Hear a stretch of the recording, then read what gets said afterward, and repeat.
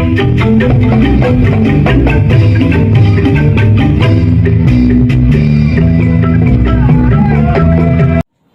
Swastiastu. Om Awiginam Astu Nama Sidam. Om Sidirastu Tat Astu Swaha.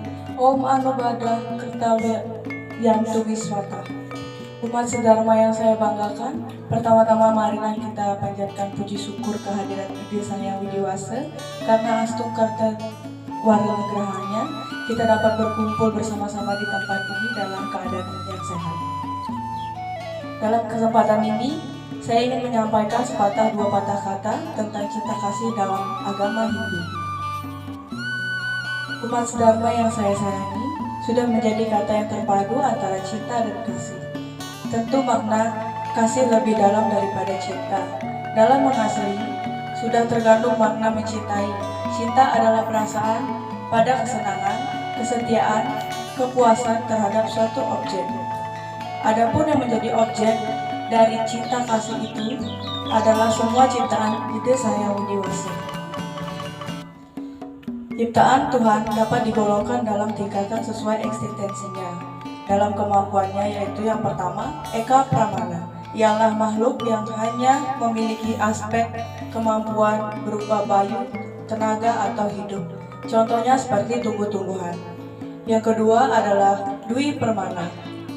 Dwi Permana ialah makhluk yang memiliki dua aspek kemampuan berupa bayu dan idep. Bayu yaitu tenaga dan idep artinya berbicara. Contohnya seperti hewan atau binatang. Yang ketiga adalah makhluk yang memiliki tiga aspek kemampuan berupa bayu, sabda, dan idep. Bayu yaitu tenaga, sabda yaitu suara, idep yaitu pikiran. Contohnya seperti manusia. Yang sering kita sebut dengan Trihita Karana. Untuk dapat menghayati lebih luas lagi, ajaran cinta kasih dapat diwujudkan dalam interaksi sosial religius antara manusia dengan manusia atau pawongan, antara manusia dengan alam lingkungan atau palemahan, dan antara manusia dengan Tuhan Yang Maha Esa atau Parahyangan. Ketiga hal ini dikenal dengan istilah Trihita Karana. Umat sedharma yang berbahagia, adapun yang mendasari cinta kasih adalah ajaran yang menyatakan bahwa aku adalah kamu, kamu adalah aku, atau yang sering disebut dengan Tatwamasi. Maknanya dikembangkan lagi, yaitu engkau adalah dia, dia adalah mereka, dan seterusnya. Inilah yang sering disebut dengan Tatwamasi, yang dinyatakan dalam kitab Chandogya Upanishad 6.14.1.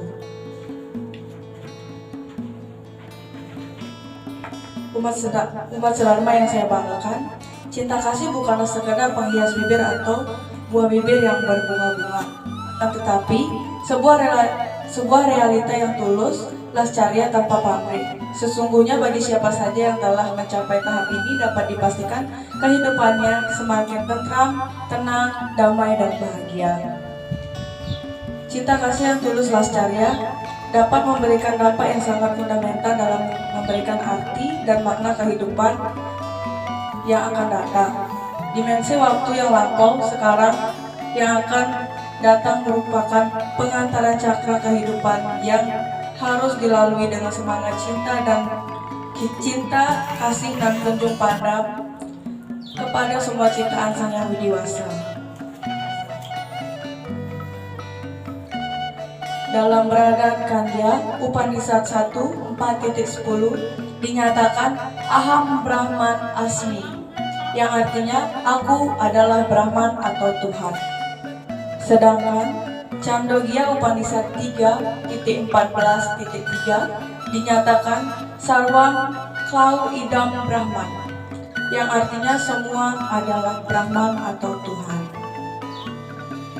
Dengan demikian, tidak ada satupun di dunia ini yang lepas dari dia, menyadari bahwa asal dan tujuan kembalinya semua yang ada di dunia ini adalah sama. Yang berbeda hanyalah jasad materi yang sewaktu-waktu bisa berubah atau tidak kekal. Lalu apa yang harus dibangga-banggakan yang mengarah pada rusaknya perdamaian kerukunan, ketentraman, ketenangan, kebahagiaan, dan kesejahteraan umat manusia di dunia ini. Sejatinya kebanggaan sebagai umat manusia yang religius karena budi leluhur dan prestasi. Mengekspresikan kebanggaan hendaknya dengan arif dan bijaksana, serta menampilkan simpati. Hal ini hendaknya menjadi renungan bagi tubuhnya spiritualis, moralis, dan rangka mengingatkan serada kepada Sang Yang Widiwasa. Percaya kepada Tuhan sudah termasuk di dalamnya cinta kasih pada sesama manusia dan cinta kasih kepada alam lingkungan. Umat sedharma yang saya muliakan, untuk mencapai keseimbangan cinta kasih dapat diwujudkan dalam hubungan garis vertikal dan horizontal. Terlebih lagi memasuki abad modern dan global dibutuhkan pemikiran secara arif dan bijaksana. Di satu sisi dituntut bersikap rasional, namun di sisi lain diperlukan curahan emosi spiritual, terutama dalam hubungan manusia dengan Tuhan Maha Pencipta alam semesta beserta isinya. Jalan terbaik adalah bagaimana meregistrasikan emosi spiritual dengan sikap rasional. Dalam hal ini, relevansi keseimbangan cinta kasih dengan abad modern lebih difokuskan pada peningkatan kualitas sumber daya yang memegang teguh nilai-nilai ketuhanan, kemanusiaan, dan kealaman. Saling mencintai dan mengasihi satu sama lain kepada siapa saja yang memandang perbedaan fisik dan akan memberikan keseimbangan cinta kasih. Dalam Yajurveda 32.8 menyatakan Sa Astah Protasta Vibhuh Prajasu, yang artinya Tuhan terjalin dalam makhluk yang diciptakan. Cinta kasih dalam keluarga yang sangat menonjol bagi manusia modern mengenai konsep cinta dan dalam kehidupan berkeluarga dalam Weda adalah keterbukaan. Masalah kehidupan rumah tangga ialah menciptakan keselarasan dan kesesuaian seperti pada alam sesuai dengan hukum Abdi atau RTA. Umat sedharma yang saya cintai, dalam Atharva Weda 3.30 dinyatakan perkataan pendeta kepada kelompok keluarga, yaitu aku membuat engkau bersatu dalam hati, bersatu dalam pikiran, bersatu tanpa rasa benci, mempunyai ikatan satu sama lain seperti anak sapi yang baru lahir dari induknya agar mengikuti ayahnya. Dalam kehidupan yang mulia dan sehalunan dengan ibunya, agar istri berbicara yang manis, mengucapkan kata-kata damai kepada suaminya, agar sesama saudara laki-laki atau perempuan tidak saling membenci, agar semua bersatu dan menyatu dalam tujuan leluhur dan berbicara dengan sopan.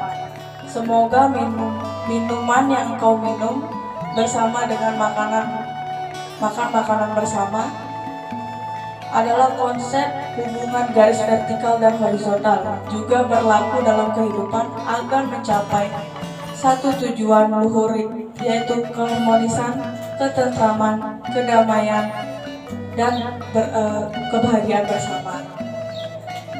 Kebersamaan yang begitu menonjol dalam kehidupan keluarga inti menjadi parameter ketika kehidupan keluarga yang lebih besar dan kehidupan sosial kemasyarakatan.